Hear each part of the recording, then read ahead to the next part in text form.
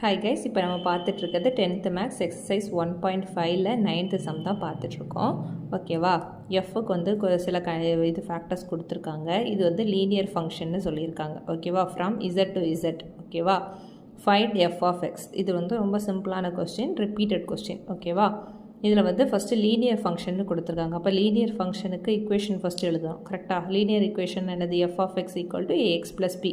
நம்ம எந்த தூக்கத்தில் கேட்டு சொன்னாலும் 10th வந்துட்டோம்னா நம்மளுக்கு கிளியராக தெரியணும். F of X equal to A X plus B. இப்போவே தரவு பண்ணிக்கோங்க. ஓகேவா?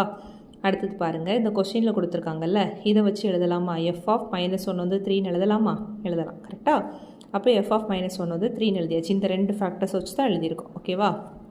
அப்புறம் இந்த ஈக்குவேஷனில் சப்ஸ்டியூட் பண்ணுங்கள். எஃப் ஆஃப் எக்ஸ் வந்து இப்போ எஃப் ஆஃப் -1 வந்து 3யாக இருந்துச்சுன்னா இந்த சைடில் இருக்கிறது இங்கே கொண்டு போகலாமா?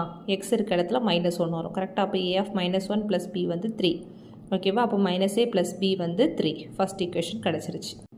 இப்போ செகண்ட் பார்த்துக்கோங்க, 0 -1 இருக்குது. செகண்ட் ஃபேக்டர் எஃப் ஆஃப் 0 வந்து -1ன்னு எடுத்திருக்கோம். அப்போது ஏ ஆஃப் 0 எக்ஸ் இருக்க இடத்துல 0 போட்டோன்னா A of 0 plus B equal to -1.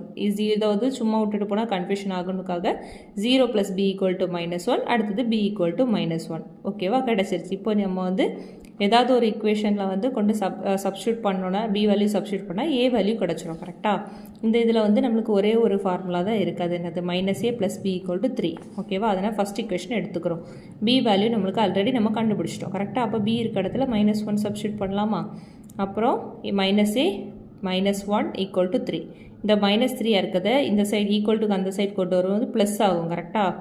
அப்போது -a ஈக்குவல் டு 3 ப்ளஸ் 1 4 ஆச்சு. ஓகேவா? அப்போ -a ஈக்குவல் டு 4.